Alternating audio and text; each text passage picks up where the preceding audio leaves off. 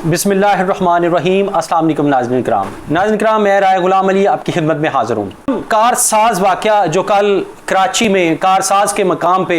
एक अमीरज़ादी, एक ख़तून नताशा,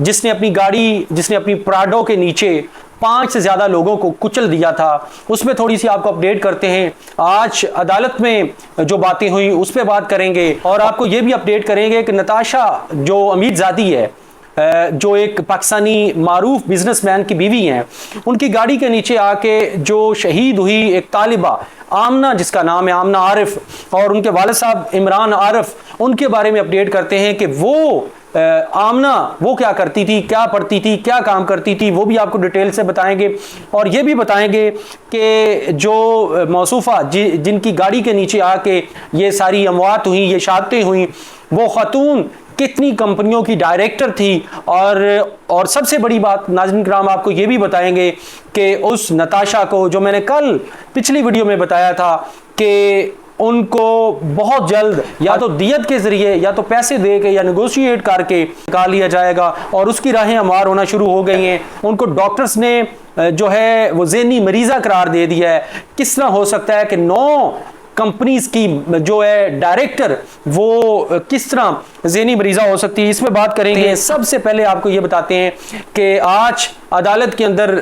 अदालत ने पूछा कि मुल्ज़िमा को पेश किया जाए, तो वहाँ मुल्ज़िमा को पेश नहीं किया गया। नताशा के वकील ने अदालत के रूबरू बताया कि नताशा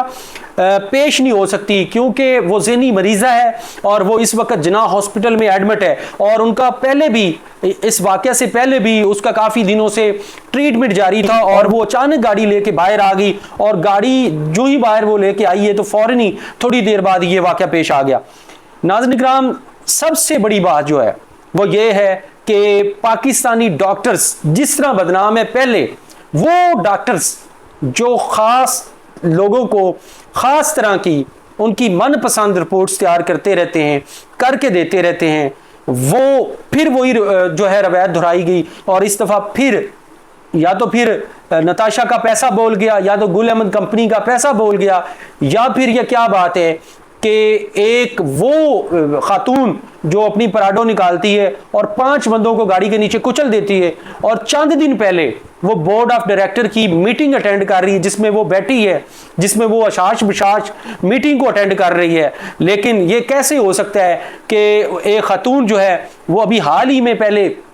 मीटिंग्स अटेंड कर रही है और वो गाड़ी लेके बाहर आ गई और उसने 5 बंदों को कुचल दिया, और उसको डॉक्टर्स ने जो रिपोर्ट जारी की है, अनफॉर्चुनेट रिपोर्ट जो जारी की है, उसमें उनको जो है ज़हनी मरीज़ा डिक्लेयर कर दिया। इसका मतलब है नाज़रीन किराम कि उनको कोर्ट की तरफ से भी रिलीफ मिलेगा। और सबसे बड़ी बात नाज़रीन किराम, इस मौसूफ़ा के पास जो ड्राइविंग लाइसेंस है वो यूके का है, और इसके पास जो पासपोर्ट भी है वो भी फॉरेनर पासपोर्ट है। तो ऑब्वियसली जिस तरह हमने माजी में पहले देखा कि रेमंड डेविस केस और इस तरह और भी केस हमने देखे कि दियत और मामलात और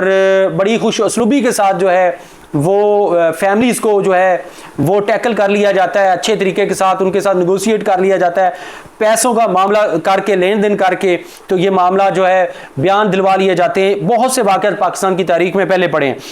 इसके बाद नाज़रीन किराम आपको ये बता दें कि इस वाक़े में जो एक बदकिस्मत फैमिली थी, वो एक गरीब की बच्ची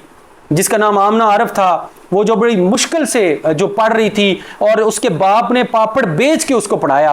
पापड़ बेचने वाला वो बदकिस्मत इमरान आरिफ और उसकी वो बदकिस्मत बेटी आमना आरिफ, जो अभी बाप का कर्ज उतार रही थी, जो बाप को अरमान दे रही थी, बाप को सुख देना चाह रही थी, कि बाप ने बड़ी मुश्किल से उसको पापड़ बेच के पाला, पापड़ बेच के उसको पढ़ाया। उसने एमबीए किया, और एमबीए करने के बाद अभी प्राइवेट जॉब हाल ही में उसको लगी थी, और साथ ही वो पढ़ भी रही थी, और साथ ही प्राइवेट जॉब से अपने घर को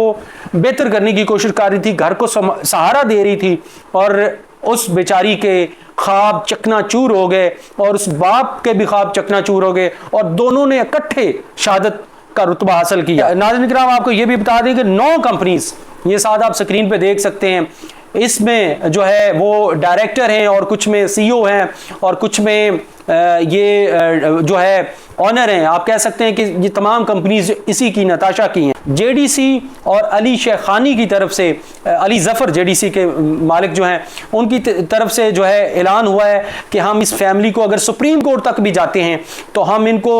जो है सुप्रीम कोर्ट तक वकील फराहम करेंगे। साथ ही इनके लिए घर का भी ऐलान किया है कि अली शेखानी की तरफ से 120 गज का जो है फ्लैट इनके लिए तमाम किया जा रहा है, वो भी इंशाल्लाह इसको लेके देंगे इस फैमिली को। नाज़रीन किराम, अब ये अदलिया की जिम्मेदारी है कि वो इस खातून को करार वाकई सजा दे और बिल्कुल